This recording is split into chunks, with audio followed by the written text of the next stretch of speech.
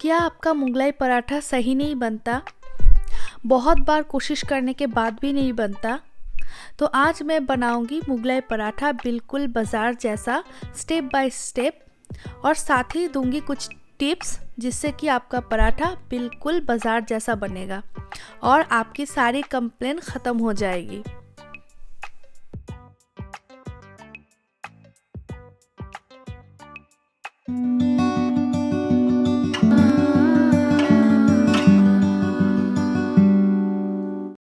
Good morning everyone, कैसे हैं आप सब लोग? मैं आशा करती हूँ कि आप सब लोग बिल्कुल ठीक है और हम भी ठीक है। तो आज के एक नए व्लॉग में आप सबका स्वागत है। क्या आप कर्म पे विश्वास करते हैं?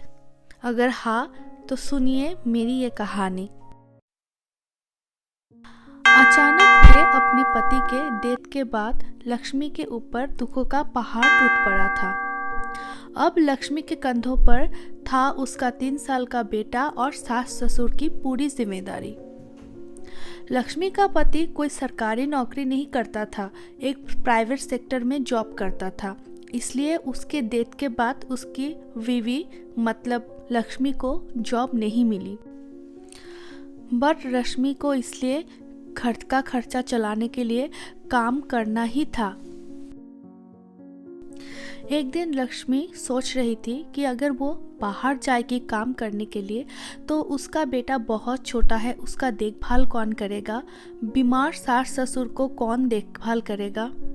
तो यही सब कुछ वो सोच रही थी और इन लोगों की देखभाल करने के लिए ज़रूरत थी एक हेल्पिंग हैंड की, एक मेड की। तो अगर एक मेड रखेगी तो एक उसको इन सारे कामों के लिए एक मोटा अमाउंट पे करना पड़ेगा, बट वो रश्मि अफोर्ड नहीं कर सकती थी। तो ये सोचते सोचते अचानक से डोरबेल बज उठी। लक्ष्मी गई और दरवाज़ा खोली। देखी कि दरवाजे पे एक 22-23 साल की एक औरत थी जिसका नाम था सक्कूबाई। सक्कूबाई को लक्ष्मी पहले से ही जानती थी। सक्कूबाई को लक्ष्मी उसके प्रॉब्लम के टाइम पे काफ़ी कुछ मदद भी करती थी, कभी खाना देके, कभी कपड़े देके, कभी पैसा देके मदद करती थी।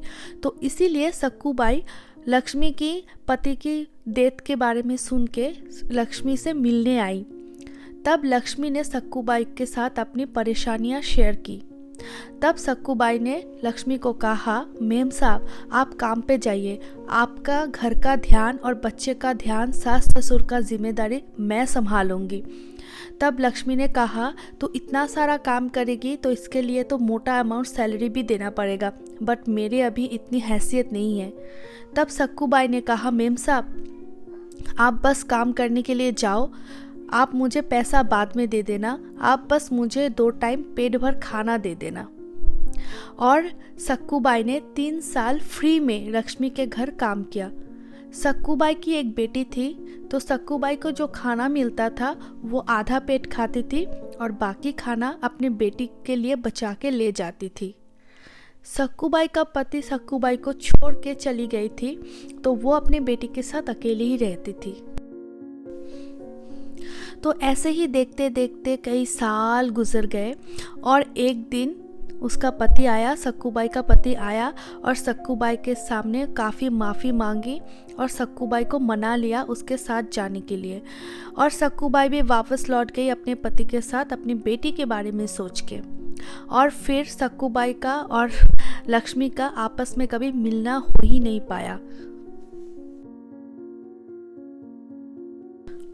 और ऐसे ही गुजर गया काफ़ी साल। सक्कूबाई की बेटी भी बड़ी हो गई और लक्ष्मी का बेटा भी बड़ा हो गया। वो बड़ा होके बना बहुत बड़ा बिजनेसमैन। एक बार वो अपने बिजनेस के लिए किसी दूसरे शहर गए और एक दिन रात को खाना खाने के बाद वो वॉक पे निकले थे, लक्ष्मी का बेटा आयुष।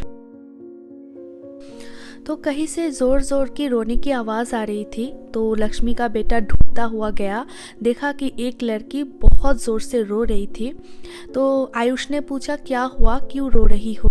तो बोला कि मेरे जो माँ है वो बीमार है। डॉक्टर ने कहा है इनकी किडनी ख़राब हो चुकी है, 6 लाख रुपए की ज़रूरत है। बट आज इनका तबीयत बहुत ज़्यादा ख़राब है, अभी इसको हॉस्पिटल ले जाना बहुत ज़्यादा ज़रूरी है। तब लक्ष्मी के बेटे ने बोला कि आप जहाँ पे काम करती है वहाँ क्यों नहीं मदद मांगे। तो उस लड़की ने बोला कि इतना सारा पैसा कौन देगा, कोई मदद के लिए राज़ी नहीं है। तो लक्ष्मी के बेटे ने बोला कि कौन बीमार है, मैं देखूँ तो ज़रा। तो लक्ष्मी के बेटे ने देखा कि वो वही है, सक्कूबाई। तो लक्ष्मी के बेटे ने सक्कूबाई की मदद की, उसका किडनी भी ट्रांसप्लांट करवाया। जितना सारा खर्चा आया सब आयुष ने ही दिया। और आयुष को यह मालूम भी नहीं था कि एक दिन सक्कूबाई ने उसकी माँ की कितनी मदद की थी। जब उन लोगों का फाइनेंशियल कंडीशन ख़राब था तब सक्कूबाई ने 3 साल तक फ्री में काम किया था, एक पैसा नहीं लिया था उसकी माँ से। तो देखिए, कर्म घूम फिर कर आ ही गया। अच्छे कर्मों का फल हमेशा अच्छा ही होता है, और कर्म अच्छा होता है तो भाग्य भी साथ देने के लिए मजबूर होती है ना। नहीं तो सक्कूबाई की क्या इतनी हैसियत थी कि वो 6 लाख रुपए खर्चा कर पाए अपने इलाज के लिए? नहीं, क्योंकि उसका कर्म बहुत अच्छा था, तो इसलिए भगवान ने भी उसका साथ दिया और उसका इलाज हो पाया। तो आप इस स्टोरी से क्या सीख लेते हैं या कैसे लेते हैं वो मैं आपके ऊपर छोड़ती हूँ।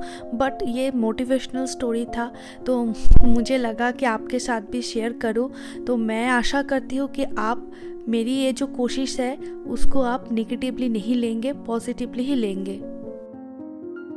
सुनते सुनते आपने भी मेरा ये लॉन्ड्री रूम देख लिया। तो यहीं पे हम लोग कपड़े धोते हैं। तो सर्दी के टाइम पे जब -10 डिग्री रहता है ना, तब भी हम यहाँ कपड़े धो के यहाँ सुखाते हैं, वो बिल्कुल सूख जाता है।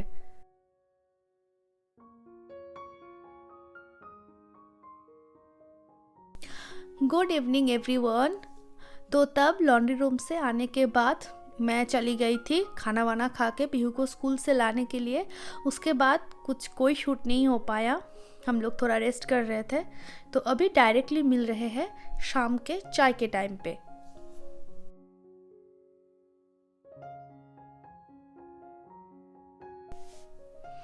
तो देखिए, बाहर अंधेरा ऑलमोस्ट हो गया है, अभी दिन बहुत छोटा हो गया है।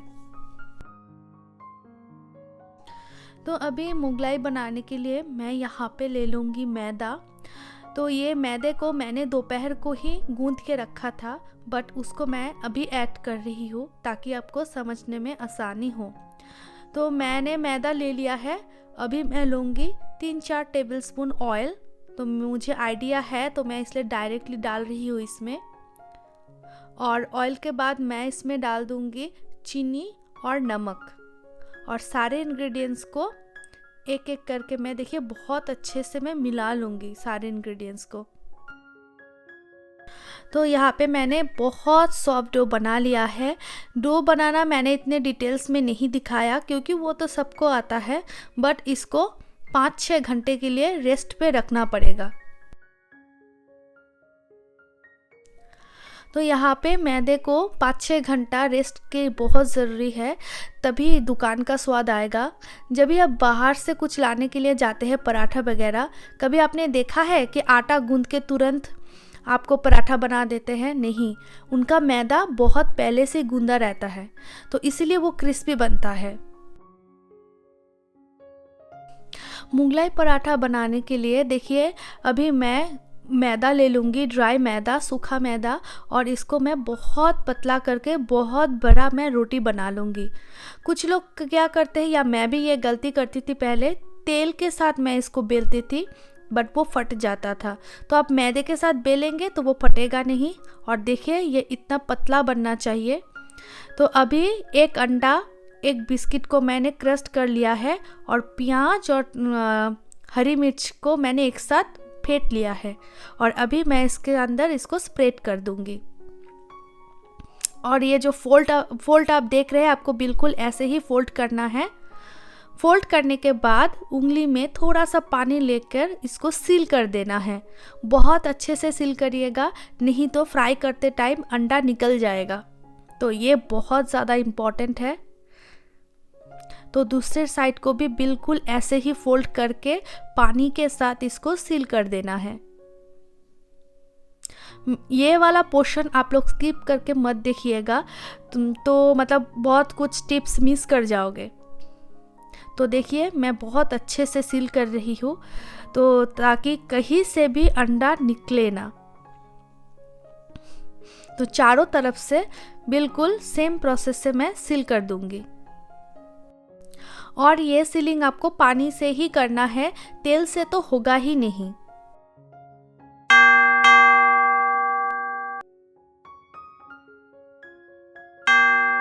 तो देखिए मैंने इसको ऑयल में डाल दिया है उल्टा करके। जिस साइड में आप सीलिंग करेंगे वो वाला साइड नीचे होना चाहिए। और इसको हम बिल्कुल धीमी आंच पे पहले 5 मिनट फ्राई कर लेंगे। तो देखिए तेल बिल्कुल ही धीमी आंच पे है, आपको देख के लग ही रहा होगा। सो इसको पहले हम लो से मीडियम फ्लेम पे हम इसको 5 मिनट फ्राई करेंगे। जब ये 5 मिनट हो जाएगा और ऊपर का लेयर थोड़ा सा ब्राउन हो जाएगा तब हम फ्लेम बढ़ा सकते हैं, बट उससे पहले नहीं। देखिए जब ऐसा कलर आएगा ना तब उसके बाद हम फ्लेम को बढ़ा सकते हैं। उससे पहले आपको फ्लेम को मतलब लो से मीडियम पे ही रखना है, नहीं तो अंदर जो अंडा है ना वो बिल्कुल कच्चा रहेगा। तो एक मुगलाई को फ्राई करने में 6 से 7 मिनट लग जाता है। तो देखिए कितने अच्छे से अंदर का जो अंडा है वो पक चुका है और ये बहुत ज़्यादा टेस्टी है। ये देखिए क्रिस्पी भी है, बिल्कुल बाजार जैसा ही बना है इसका टेस्ट।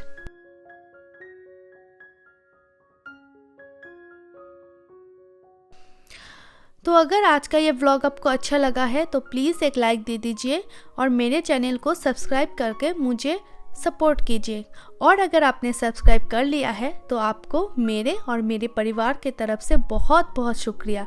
तब तक आप अपना ख्याल रखिएगा। मिलेंगे फिर किसी नए व्लॉग के साथ। आज के लिए टाटा बाय बाय।